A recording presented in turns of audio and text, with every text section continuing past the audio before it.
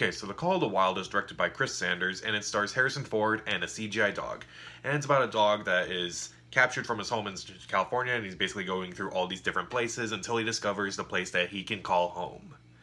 It's essentially a dog's way home again. It's just, it costs a lot more to make. Although, to be fair, this is based off a book of the same name by Jack London, and it stars Harrison Ford, so there's that. Going into this movie, I had no expectations whatsoever. Like, it didn't sound interesting to me. The trailers didn't impress me too much. I'm not a big animal movie lover, honestly. Not to say that they're all bad, but they're just not my thing.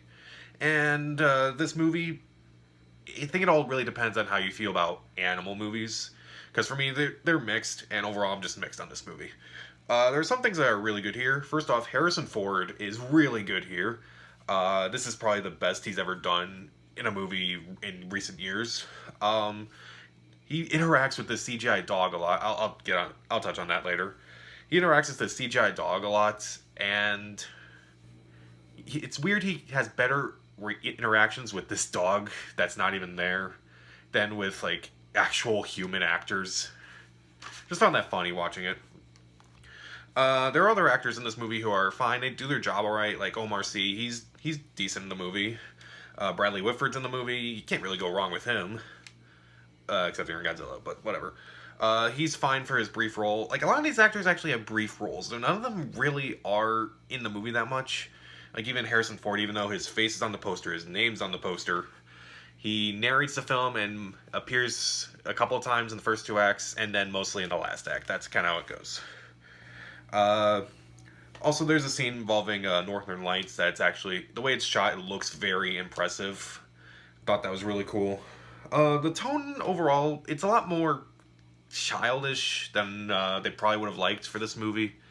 Well, that was definitely intentional, but more like if they were adapting the book by Jack London, it's a little too childish, I would say. The score is fine, it does its job well, I guess. And, like I said, with the tone, it's very childish. Like, there's a lot of moments in this movie where I just felt like this is for kids. And this is a movie that could, that could interest kids, definitely. But more, if they push the extra mile, went the extra mile, essentially, to make it a little more adult, then you could probably have a movie that could resonate more with everyone, regardless. And they just didn't do that because, like, they just have these very weird situations where the cartoon animals just do things that obviously real animals wouldn't do. But it just kind of threw me off every once in a while. But the CGI in the animals, oh god. Okay, they're not Cats level bad, but looking at like a movie like Sonic the Hedgehog from last week, where, they went from something that was absolutely disgusting to something that's actually really good and really well done. And this movie just doesn't look good at all. Like, you can clearly tell that these are not incredibly real animals.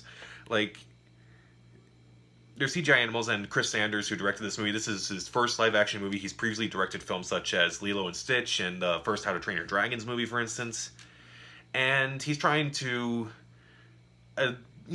animate some scenes, and honestly, I don't blame him necessarily. I'm just saying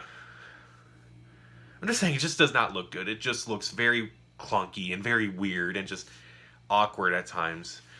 There's also a very cliched, awkward villain in the third act by Dan Stevens. He plays this really crazy guy. He has, like, these weird eyes that are just, like, you can clearly tell he's evil. Or if you couldn't tell by his eyes, you could tell by his mustache that he's very evil. And he appears sporadically in the third act. He does nothing, really. He's not funny. He's not interesting. He's just a villain for the sake of a villain. Also, like, there's a lot of moments in this movie where it's, like, very predictable. Like, it's a very predictable story overall, I would say. But, like, there's a couple scenes where it's like, oh, you know what kind of joke they're going to set up now. Like, in the beginning, he's with Bradley Whitford and his family. And so he's, like, very rambunctious. He's bouncing all over the place because he's a dog, but he's really a cartoon dog. And, like, at one point, he sees a table that's just full of food. And I'm just thinking, he's just gonna destroy that, isn't he? And then it cuts to the next scene Family's taking a picture. The dog comes by with a turkey leg or chicken leg in his mouth. It's like, yep, that thing is destroyed. Yep, yep. And it cuts to the destroyed table.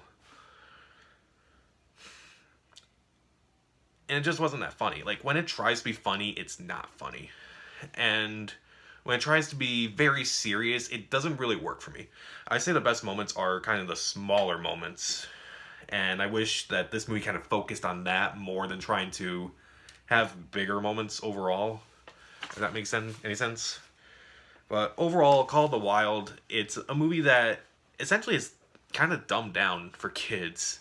And it's like, this movie could be something that kids could look up to. It's like, wow, that was a lot more adult than I realized. But no, it's just mostly for kids, unfortunately. And even when they try to do adult stuff, it doesn't really plan out too well, unfortunately. So overall, Call of the Wild, it's Harrison Ford's best performance in years. It has some good performances. It has great visuals for the most part. But if you can't get past the CGI animals in this movie, then you're probably going to be like me, and you're not really going to enjoy this movie very much. But if you don't care, if you just want to see dogs, regardless if they're real or not, then this movie's for you. I'll give The Call of the Wild 2 out of 4 stars. Stream it. So, what is your favorite animal movie? Comment down below, subscribe to the channel. This is Pat, and take care.